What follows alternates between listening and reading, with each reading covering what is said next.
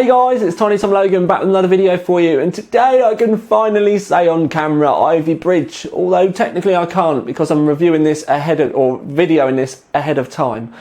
Now VB, one of the writers, Overclock 3D, he's actually doing the main bulk of the Ivy Bridge reviewing and testing.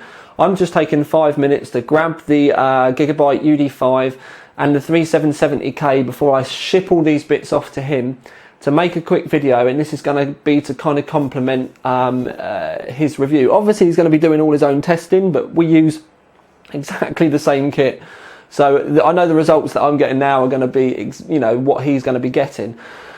But basically just going to be doing a quick review of this, explaining a few things, clearing a few things up, but don't forget to click the link underneath for Brian's in-depth, full-on Ivy Bridge review underneath. Brian is going to be doing the initial Ivy Bridge review on the Intel board, and then we'll also be doing the UD5 and a selection of other motherboards as well, so it's worth going and checking the main website. But one thing that I don't want to say too much in the introduction. I'm just going to let you know that today we're going to be using the Gigabyte UD5, we've got a 7970. In fact, I'll show you the bits in a minute and we'll talk about the clocks and stuff. I'm going to talk about the majority of the Ivy Bridge stuff in my way in the conclusion, because I need to explain quite a lot of things because there's been a lot of confusion. A lot of people have been thinking that this is going to be competing performance-wise with the 2011 processors and stuff like that. So we'll go through some benchmarks, and then right at the end in the conclusion I will talk to you and explain to you about the ins and outs, and try and keep this, as I always try and do, like mates chatting, and try and explain things how you might understand it, or even how I understand it, to be honest with you. I'm not talking down to you at all. But yes, so what we're going to do now is have a look at the rig, then we'll have a look at some temps, and then we'll go through a few benchmarks. And then right at the end we'll go into the conclusion, and the conclusion may get a bit lengthy, but it's the best way I've got of explaining it to you. If you think the videos are too long, or you don't like the way I do it, I'm really sorry, but just go and watch another video then. You don't need to tell me you don't like it. So yeah, this is the way I'm going to try and do it, and it's the best way I've got on my head. So I'm going to be quiet and we'll get on with it. Right then peeps, so in this video we are going to be using a H100 Gigabyte Z77 UD5. Then we've got stock 7970. We've got 4 GB, because they're 2 GB sticks, of Corsair GTX 8 memory 2400.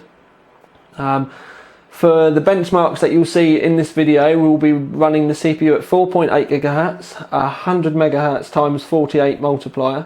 The memory is at its rated speed, which is 2400 MHz, and that's 1012 1027 at 1.65 volts. The Corsair H100, we have Noctua NFF12 fans. They are on 12 volts. And the pump on the H100 is turned right the way round to max. We're using a Kingston HyperX solid state drive, just kind of the normal kind of system specs that you guys have. There's nothing kind of out of the ordinary here. The power supply is a Corsair AX 1200 watt with individual braided cables, which is obviously massive overkill for this, but that's just generally what I have on the test bench, rather than keep swapping power supplies in and out. And the test bench is a little devil, well, it's actually called the LD PC V4. So yes, that's what we're going to be using today. The reason why we've set the overclock a little bit lower, it does go higher, but we've set this so it's kind of an accessible overclock. The volts weren't too high because it's only at 1.37 volts. But there's a lot of things with voltages and temperatures and stuff I need to talk to you about in the main body of the review. So really, in fact, I'm going to move on and talk to you about temperatures first. Right then peeps, on to temperatures. Now as you already know, we're using a H100 and NFF12 fans. But anyway, for the bench overclock that we're doing, that we're testing at the moment, using OCCT, and it's in Limpack mode with 90% free memory. Excuse me. although it's not reading the memory right there, it is up here. It says 3707 that it's using, because obviously we've only got 4 gig in here. Basically, down the side, 71, 82, 82, 76. That's the maximum temperatures that we've got, and that's at 1.35 volts. Because of the way OCCT works, the temperatures will go up and down. That's just the way that the testing program works, but it's the maximums that you need to concentrate on. Now the thing is with these CPUs is you hit a specific kind of thermal limit, and then the temperatures just skyrocket. And by skyrocket, I mean if we go a couple of notches up on the voltage here, we can be seeing 100 degrees around kind of the 1.4 gigahertz, 1.4 volt mark. Our temperatures absolutely shit the bed and go north. But at the same time, it doesn't seem to matter with core speed. Now, these 80 degree temperatures for 1.34 volts with a sandy bridge would be considered high. If we back this off even further, okay, we have to turn the overclock down to keep everything stable, but if we back the voltage down to say 1.3 volts, the temperatures then instantly drop to about 60. So basically, as you start to increase the volts on these, the temperatures rise much more dramatically. So rather than, like I said, with the old sandy days, you kind of just kept overclocking your voltage, and you either got serenely high temperatures because you had massive volts, or it would just fall over and it wouldn't be unstable. With these, as you start up in the volts, even small voltage increments do seem to have quite a big effect on the temperatures. Something we have noticed as well is the Intel burn test with these CPUs seems to make a massive difference. Before, we've always used Prime and OCCT, and Intel burn test would be relatively around the same sort of temperatures. If I was to put Intel burn test on this now, we would have temperatures over 95 degrees.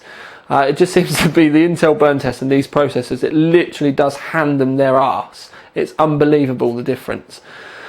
So what I'm trying to explain with these is lower down the volts, they do run much cooler. You can run cheaper cooling, you can have smaller coolers and still get a reasonable overclock with better temperatures than you would have done previously, which is something that Intel have been trying to market quite heavily.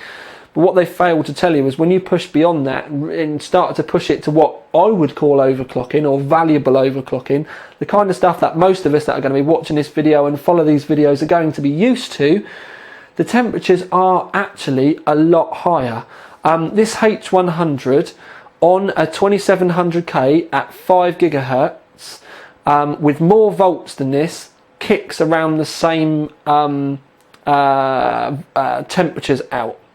So with more volts and a slightly higher clock, the H100 with a 2700K scores about the same.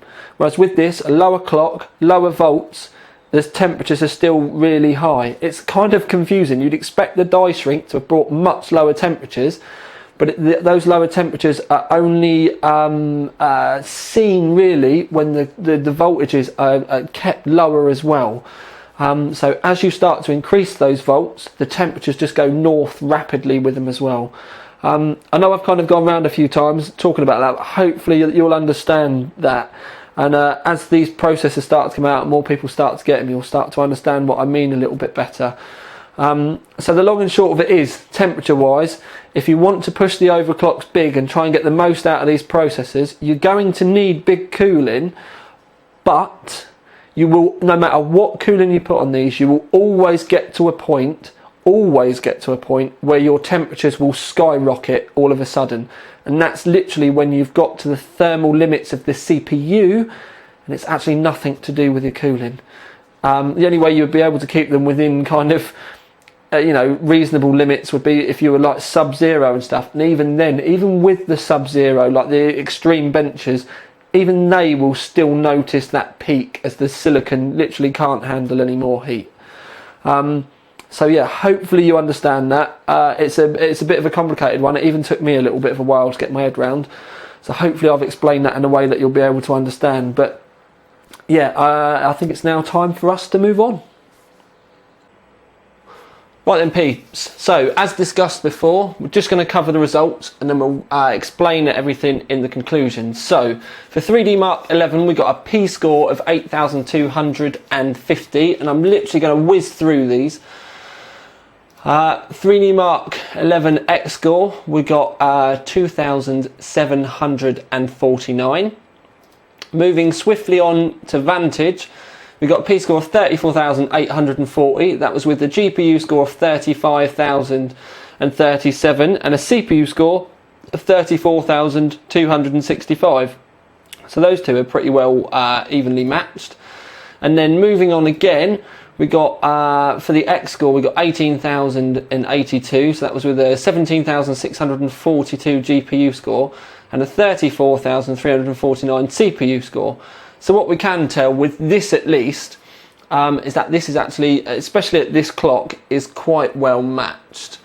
In that, do you know what I mean, there's not really any bottlenecks with that single card or anything like that. But that's that.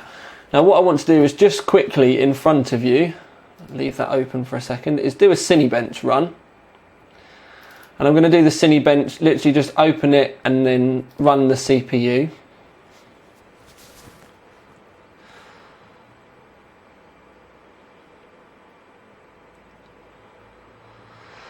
So it's not the most exciting thing to sit and watch in the world, but at least you get to see it. A lot of people asked me to do this when I did the Xeons. But essentially there's a box going around for each one of the threads.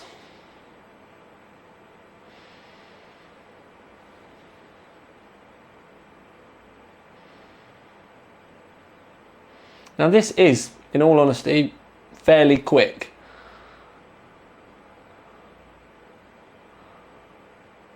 So we've got a score there of 9.82 points. Now that's obviously with it running at the clock I mentioned it before at 4.8 gigahertz. With the 2700K at 5 gigahertz, I have had this over 10. I've done this with it at 5 gig as well, and it's around about the same kind of speed, but obviously we're running this at 4.8, 2400 memory, everything that I've kind of mentioned before. So yeah, basically that's really about it, other than, and this is where I need to go back to my screenshots. Obviously I'll just show you a quick screenshot of the fact that we have had it at 5 gigahertz. 5 gigahertz is relatively easy, although on the UD5 it's still not reporting the core voltage properly yet, but that will be fixed in a BIOS update later on. But the most important thing with these now is the fact that the memory controller seems a lot better. We basically had this running at, it's my Corsair GTX 8 memory, and we were running it at 1214, 1230, so we slackened the timings off on the memory a little bit, but we managed to get it running at 2,746 megahertz on air cooling. It was still at 1.65 volts, so we hadn't increased the voltage beyond the like the stock voltage of the RAM itself. And to be honest, I honestly think that the limiting factor on this was probably the memory rather than the memory controller. And this is something else that I want to talk about. It's just 2400 on this is so easy. I mean, my 2011 stuff, so my 3960X and 3930Ks and even the Xeons that I got will not do 2400 memory. The old Sandy Bridge, that was a bit iffy and needed a lot of volts to get there. This, literally, it's almost like go into the BIOS, put your settings in and it'll run. You can use the XMP, but then you can't have the overclock with it. You have to work around it. But with if you go in and, like I said, put the memory timings in, put your voltage in, set your overclock up, I managed to get it running at 2400 just so easily. It was unreal. So memory side of things is definitely better on these, but like I said, I want to save some of this for the conclusion. I'm not going to be doing any gaming on this because it's a CPU review and it's kind of pointless, as you'll hear in the conclusion. So what we're going to do now is we're going to move on to the conclusion, but get comfy, make sure you get a pillow because I've got plenty to talk about with this one. Right then, conclusion. I am really going to have to try and get my head around all this because there's quite a few things I need to cover. There are quite a few things that I need to explain, but let's go first things first. Intel tick-tock. The tick is what we've just had, which is like a die shrink. The tock, which is the big noise, that's what they call when they have an architecture change. So tock was going to Sandy Bridge from 1156, because we had the 1156 processors, big architecture change, Sandy Bridge, which was just immensely fast. Just to kind of remind you, the 990X that was previous, 6 cores, hyper-threading, the 2600K come in, and for a quarter of the price was almost the same performance speed as the 990X. They were so close, it was unreal. And it was like I said, a quarter of the price. So that was the big architecture change. Ivy Bridge is the die shrink, the little is the tick.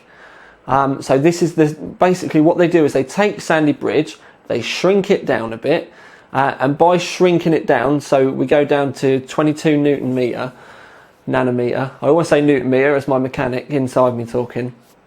By shrinking it down, there's more room around on the core or on the die, so they can fit other bits in.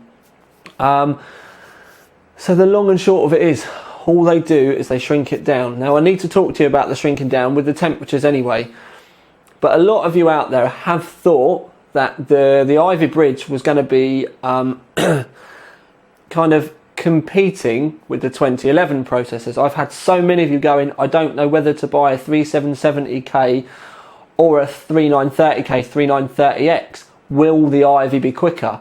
And the long and short of it is, no, it won't. Because like I said, all they've done is shrunk it down a bit.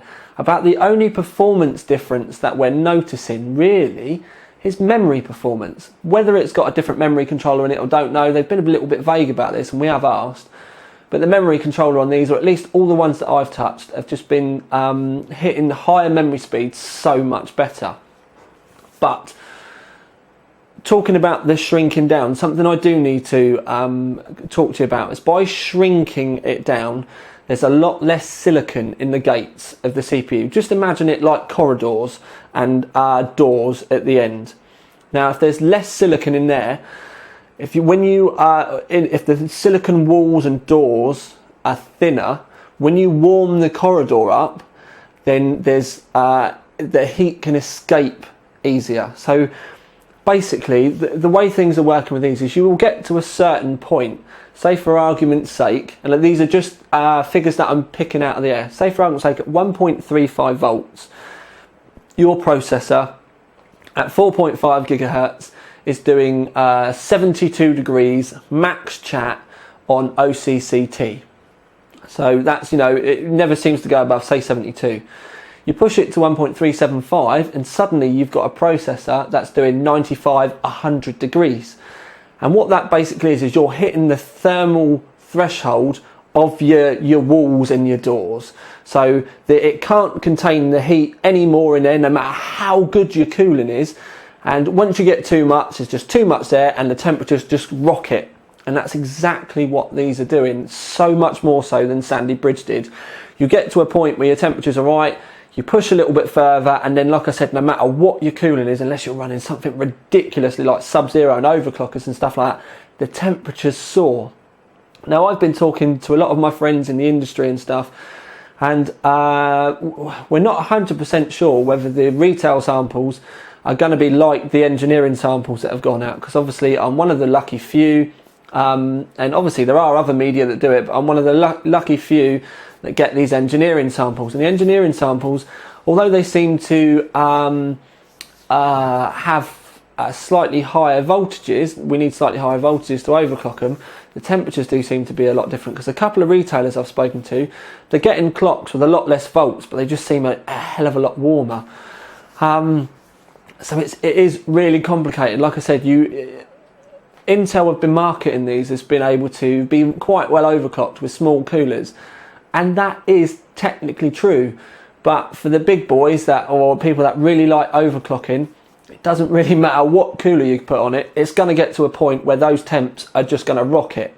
And rather than the old days of when you get to that point, it starts getting unstable and then falls over.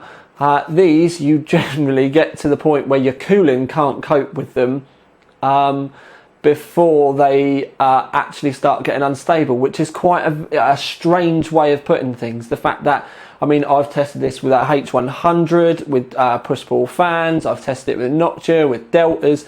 Every single thing I've tried, which are high-end air coolers at the end of the day, everything I've tried, it does get to a point that the cooling, literally, it doesn't make any difference anymore. It goes from being decent temps to ridiculous temps, just with a voltage, you know, small voltage increase. So performance-wise, it's sandy bridge. The only benefits you're really going to be getting on these is memory performance. If you've got really fast memory, like 2400 or whatever you've been out and bought, these you will find that they do seem to get those memory things, memory speeds and everything a lot better. You may even find that your lower memory might overclock a bit better on these as well.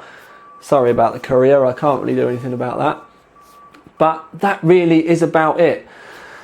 And so, if anything, even I do seem slightly disappointed. Now, I wasn't expecting it to blow the doors off at stock or at the same clocks, but I think, like many other people, I was expecting a little bit more overclock wise. I mean, this I did get to 5, but it would not go any further than 5. A lot of people have been saying, oh, you're going to be able to do more with the base clock on these, and the really, really early samples that I saw at a couple of the events and stuff, people were running massively high base clocks, or a lot higher. I've seen on some of the really early samples, people running like 140 base clocks. Mine, exactly the same as Sandy Bridge, so I'm going to be telling you, you know, advising you that this is going to be exactly the same as Sandy Bridge in that respect. The retail samples that I've been talking about with a few of my retailer friends, that they've been testing the i5s and the i7s, exactly the same. There is no real base clock difference. No, you know, you aren't really going to want to go about it. So the long and short of it is, it's just Sandy Bridge that's a little bit cooler when you're not really raging the clocks. It's got PCI Express 3 compatibility, but as we've noticed, it really makes no difference with the graphics cards.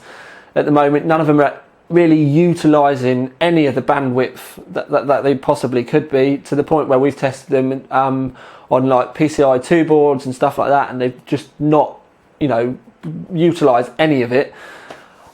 So we don't really need that yet.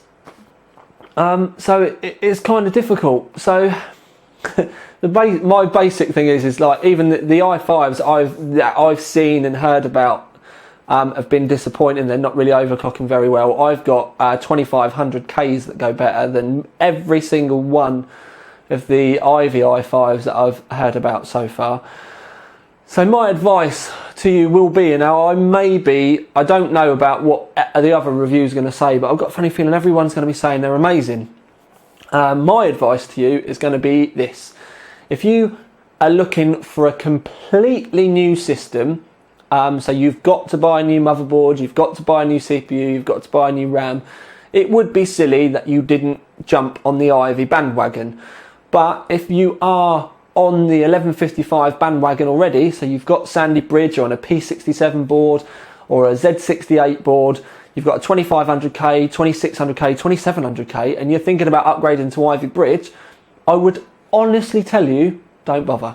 The only real thing that you may want to do is maybe get a P67 board, but I certainly wouldn't be over, you know, changing your CPUs or anything, unless you can't live without the latest hardware. I would most certainly be saying to you, I know a lot of you need to spend your money regularly, but I would almost say to you, just save your money up and maybe jump up to a hex core or something. But the 2500K, the 3570K, or the 2700K, 3770Ks, they will be amazing gaming systems. One card, absolutely perfect. You can get away with running 2, but obviously you are going to be going down to 8x8x unless you get the boards with extra bloody chips and stuff on them. But for a gaming rig, you only really need 1155. 2011, I have to say it, peeps, 2011 is just for people that need a lot of horsepower. So video rendering, editing, massive silly amounts of photoshops with gazillions of layers, or trying to stitch lots of images and stuff together, stuff like that. That's the only time that you really need 2011. 1155 is perfect for probably most of the enthusiasts out there. If you're just doing a bit of gaming and stuff like that, and the odd bit of, other things, just get 1155. But like I said, if you're already on it, or you've got a 2500K that overclocks like nobody's business, or you've got a 26 or a 2700K that overclocks like nobody's business, I certainly wouldn't be getting rid of that to go to Ivy Bridge, because basically from what I've seen so far, obviously as the time pans on, we may see if like some amazing chips start popping up, but from what I've seen at the moment, at the time of recording this video, is that if you've got a good sandy bridge, keep hold of it, because from what I've seen, Ivy Bridge overclocking wise is a little bit disappointing. It's not going to be what you expected. It's not what I've expected. Like I said, to the point, I am kind of disappointed with these. So yeah, that's about it really. There's just, everyone was kind of expecting me to come and go, oh, it's amazing, it's blown the doors off, we're getting 5.6, 5.8 gigahertz overclocks, nothing's breaking 60 degrees. But it's not like that at all. It's actually a bit like, oh, it's just sandy bridge, and all of a sudden it gets stupidly hot. And that's pretty much the best way I can put it. It is sandy bridge, and all of a sudden when overclocking, it does get stupidly hot.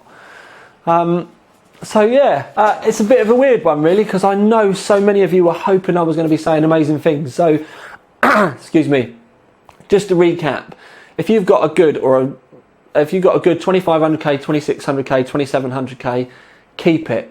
The best thing, if you have to spend some money, yeah, okay, get a Z77 board, but I certainly wouldn't be worried about PCI Express 3 yet. If you've got one that, one of the original Sandys that overclocks well, keep hold of it, because chances are that will do better than, any of the Ivies that you're going to get, especially from what I've seen so far. Only really time I would say that you need to be buying Ivy Bridge is if you're going to be upgrading, say for argument's sake, from 1366, 775, 1156, something like that upwards, or many of the AMD people that should be jumping ship because Bulldozer was shit. If you're then jumping over, yeah, get Ivy. But to the point where I would even say maybe even keep a lookout for proven sandy bridge chips, not necessarily the ones that you can pick up on eBay, but somebody that you may know on a forum that's had a good one or got a good one, something like that. Because like I said, at this present moment in time, I can't really say too much about what the Ivies are going to be like, but from the, say for argument's sake, 30 processors that I know have been tested, I've been there when they've been tested, that kind of thing, I'm really not that impressed with Ivy Bridge at all. Only time will tell if this changes, and obviously I will probably do another video if something like that does happen. But like I said, don't forget to have a look underneath, because I will be flooding the links underneath this with the reviews that VB is going to be doing. But hopefully that will kind of put you guys in the right kind of mindset or try and put you on the same kind of tracks that I am with this processor. So sorry for the lengthy conclusion. I know I do go around and say things quite a few times, but it's just, I just talk as they kind of bounce out of my head. So this is just the way I work. So yeah, hopefully those of you now that have been saying, oh yeah, I'm going to get Ivy, it's going to be better than 2011 and all that kind of stuff, you're going to know different now. So I'm going to get my remote out. This is Tiny Tom Logan with what can, it's probably for many of you quite a eye-opening review really, and this is the reasons why we do it. It's because sometimes the hype in the media and the kind of like whispers and stuff around the forums, you can kind of get the wrong end of the stick quite easily, and this is something that I've been wanting to say for ages. I did actually want to do a TikTok video, but Intel were kind of a bit ginger about that, because they thought even if I chose my words very carefully, that the way the video would go, you'd be able to read so clearly into what I was saying that they didn't want me to do it until afterwards. So yeah, I even had my kind of mouth buttoned with that. But anyway, I really need to be quiet because I'm starting to ramble again. But this is Tiny Tom Logan with finally the Ivy Bridge review out.